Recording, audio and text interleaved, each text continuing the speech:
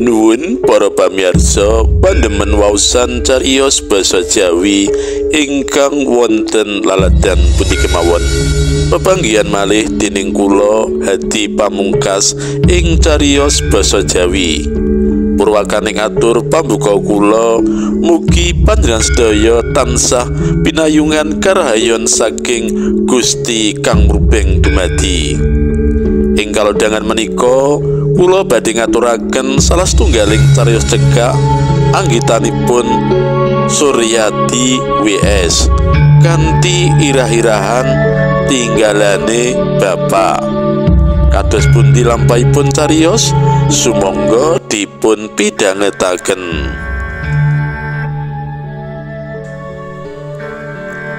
Dak etung-etung sedane bapak ki wis 20-an taun kepungkur. Dumadakan wae aku kok gawang-gawang kelingan dawuh piwelinge almarhum 3 dina sadurunge seda mbiyen. Mongko saklawase iki aku malah ora tau gagas awit rumangsaku ora penting. Di semono nalika bapak wiwit krasa ora kepenak salirane lekaran ing amben dak tunggoni ing sandinge, bapak ngendika, "Lek ing desa kelairane bapak kono ana wong wadon tuwa jenenge Narsi, nadyan dudu sanak kadang anggepen iku kaya wong tuamu dhewe." "Lah wonten apa to, Pak?" aturku miterang marang bapak. "Ora ana apa-apa, ya mung mesakake le uripe ajeg nandang prihatin keserakat dasar ora anak-anak pisan." Wangsulanku mengcekak, "Inggih, Pak." Sateruse ora tau dak gagas, nanging dumadakan saiki aku kok gawang-gawang kelingan sawise 20 taun kepungkur. Aku kok banjur dadi rumangsa salah karo bapak. Luwih rumangsa salah maneh yen saiki wonge tetelo wis ora ana. Mula aku banjur menyang desa Trucuk, desa kelairane bapakku, goleki wong wadon tuwa sing jenenge Narsi. Sakawit aku rada bingung, saben wong dak takoni ngaku ora ngerti wong sing jenenge Narsi. Aku banjur nemoni Pak Warso, wong tuwa ing kono sing umure wis kliwat 80 taun. Kanyata bener dheweke ngerti. Niku ya Arjo Sasmita, griyane sisih kidul mriko lho," ucape Pak Warso. "Lho, kula trike mriko." Nalika tekan ing omahe aku ngungun, wong iku wis tuwa banget nanging isih awas pandulune, isih tegen pangrungune lan isih jejeg adeke. Pak Warso ndisiki gunem, "Yo Arjo, kowe isih kelingan Mas Kardi mbiyen kaya apa ora?" "Ya mesti kelingan to," saure wong wadon iku kanthi swara kang isih cetha. "Napa Mas Kardi rak wis seda wis suwe banget to?" Pak Warso nuding aku karo omong, "Iki anake Mas Kardi arep duwe atur marang kowe." Wong wadon tuwa isih awas iku kedhep tresna nyawang aku, nuli kawetu pitakone, "Napa to nak, bapakmu rak wis suwe banget seda?" "Inggih Bu, sampun 2 taun sepriki," saurku karo rada nyaket lungguhku. "Rumiyin 3 dinten saderengipun seda, bapak weling dateng kula mekaten. Ing desa kelairanku ana wong wadon tuwa jenenge Narsi, nadyan dudu sanak dudu kadang anggepen iku kaya wong tuamu dhewe." Nalika kula miterang bapak namung dawuh, "Bu, mesake uripe ajeg nandang prihatin lan rekoso mongko ora duwe anak." Krungu gunemku mangkono mau, wong wadon sepuh iku mbrebes mili, mripate nyawang adoh kaya lagi ngangen-angen sakwiji-wiji. banjur keprungu gumeme tuntung sedih. Oh alah Mas Kardi, ora ngira nganti tekan sedamu jebul kowe isih kelingan aku lan isih nggatekake uripku. Kudu mengkene lelakone Mas, awake dhewe mung sadherma nglakoni ora bisa nggarisake. Ternyuh rasaku weruh patrape Mbah Narse iku sauntara dak jarke nganti akhire dhewe takon, "Bapakmu tahu cerita apa karo kowe, Nak?" "Mboten triyos menapa-menapa, Bu," saurku. "Mila kula radi kirang mangertos menapa sebabipun Bapak kok dawuh ngoten dhateng kula. Menapa antawisipun Bapak lan panjenengan menika tasih wonten gayutan sederek utawi Bapak nate kepotangan budi dereng saged asung piwales menapa kados pundi?" "Dudu kuwi, Nak," saure. "Upama dak critakake apa kowe gelem ngrungokake?" "Menika ingkang kula suwun, Bu, supados kula ngertos lara-laraipun." Dheweke unjal ambekan landung banjur miwiti cerita.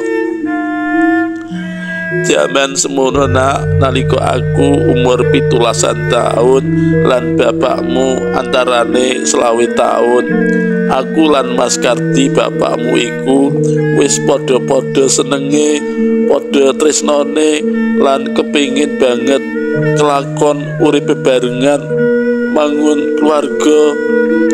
Cara cah saiki ngono padha pacaran apa sir-siran, nanging jaman semono iku ora kaya cah saiki.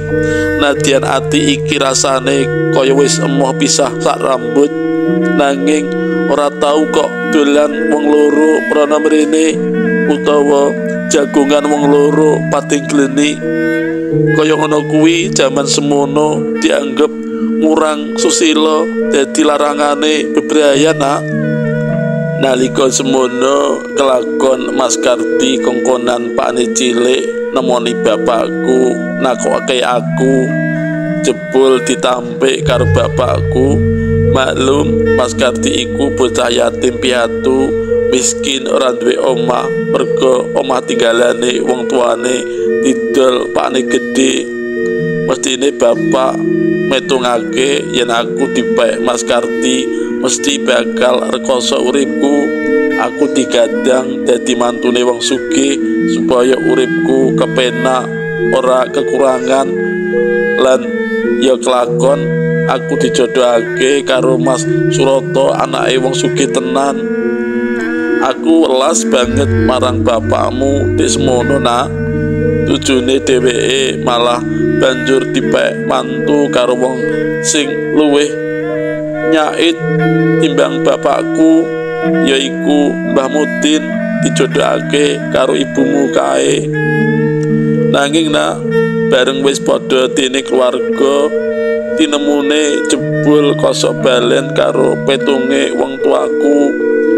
Bapakmu sing dasare wong lantip, prigel lan tabri ing gawe uripe dadi kesait, bisa tuku papan, gawe omah, tuku sawah, bisa nyekolahake anak-anake nganti padha dadi wong mapan uripe. Kosok baline aku uripku rusak dadi wong keserakat merga bojoku gaweane main judi lan seneng royal, ora sregep ing gawe, ora duwe anak pisan. Ora merga aku sing gabuk, nanging merga bojoku sing rusak akibat royal karo cah-cah nakal kuwi. Mulane, Nak, wong urip iku satemene ora kena lali karo sing gawe urip lan ora kena disiki kersane sing gawe urip. Dheweke mandeg sedelok, banyu bening meruntul saka padoning netrane, pertanda lamun krasa perih atine nuli nyambung guneme maneh. Aku ora ngira yen Mas Kardi jebul tetep nggatekake aku nganti tekan sangat sedone. Oh alah Mas Kardi, muga kowe tansah tentrem ing alam kubur lan bungah bisa nyawang anak-anakmu sing padha dadi wong apik, padha mampu lan mulya uripe. Aku ngamini guneme, rasaku trenyuh lan welas marang ibu sing wis sepuh iku. Dak rasakake banget ing tembunge kang pungkasan iku siningit rasa sedih lan kuciwa dene dheweke ora duwe anak. Aku njur kaya melu ngrasakake sengsaraning uripe ing dina-dina tuwa iki. Wis ringkih kaya ngono uripe ijen ing omah reyot kaya ngene, sing dipangan apa yen ngelu mules sing nulungi sapa. Ora aneh yen bapak biyen duwe weling kaya ngono marang aku. Eling marang piwelenge almarhum bapak lan ketang bektiku marang almarhum bapak, kanthi rasa tulus aku matur, "Ibu, panjenengan menika ibu kula, menawi ibu kersa monggo kula boyong dhateng griya kula. Kula rengkuh minangka ibu kula piyambak lan kula rumat ngantos benjang salamining sugengipun ibu." Krungu tembungku kang kaya mangkono iku, sakala dheweke ngrangkul aku karo ambrol tangise, benginging kaya bocah. Ing sela-selaning tangise keprungu tembunge pegat-pegat, "Oh alangger anakku wong bagus, ora ngira semono pangrengkuhmu marang aku. Oh alah Mas Kardi sing dak tresnani, ora ngira jebul kuwe ninggali anak marang aku kang bekti lan gumati marang wong tuwa. Mas Kardi kekasihku, nadyan ora sida dadi bojoku, nanging ing pungkasaning uripku iki kowe wis aweh rasa bagya mulya marang aku. Matur nuwun Mas, dak pepuji muga kowe tansah sumanding kamulyan ing alam kono." Nganti sauntara aku dhewe ora bisa kumecap, gurungku buntet kasumpet rasa trenyuh lan welas marang ibu sepuh iki. Malah eluhku melu brebes mili saka mripatku. Dak lirik Pak Warso uga katur brebes mili. Sawise lerem atine bali lungguh ing papane sekawit, ibu sepuh iku kawetu guneme, "Anakku ngger, dina iki dak rasa dina kang paling mulya jroning uripku. Awit wiwit dina iki aku rumangsa duwe anak kang bekti, ya kowe kuwi, anak tinggalane Mas Kardi sing dak tresnani. Senadyan aku ora gembol, ora nglairake, ora nyusoni, nanging dheweke mandeg sedelok karo ngusapi eluh kang dreweran ing pipine kang wis kisut. Nanging kowe ora usah mboyong aku menyang omahmu ngger. Tembung-tembungmu kang tulus iku mau wae wis cukup gawe bungah lan mulyaning rasaku. Wong aku duwe penjaluk sithik marang kowe." "Menapa Bu?" takonku.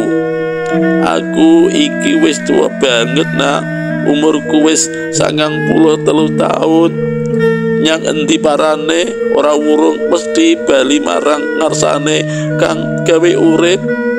Besok yen tekan wancine aku ketimbalan, dak jaluk jasadku kuburen cedhak karo bapakmu.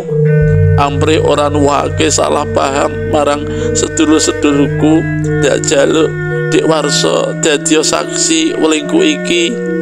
"Inggih, kula sendika dawuh Bu," aturku. Lan Pak Warso uga nyaguhi. Aku banjur pamitan. Nalika aku cerita marang batihku, dheweke melu trenyuh lan welas atine.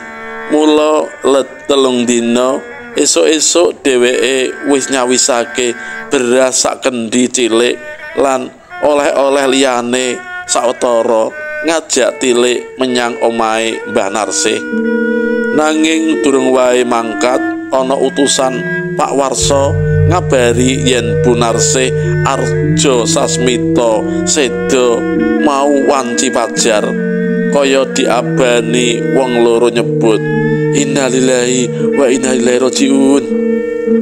Wong loro sida mangkat ora arep Tilik nanging arep melu ngurukti jenazahe Bu Narsih.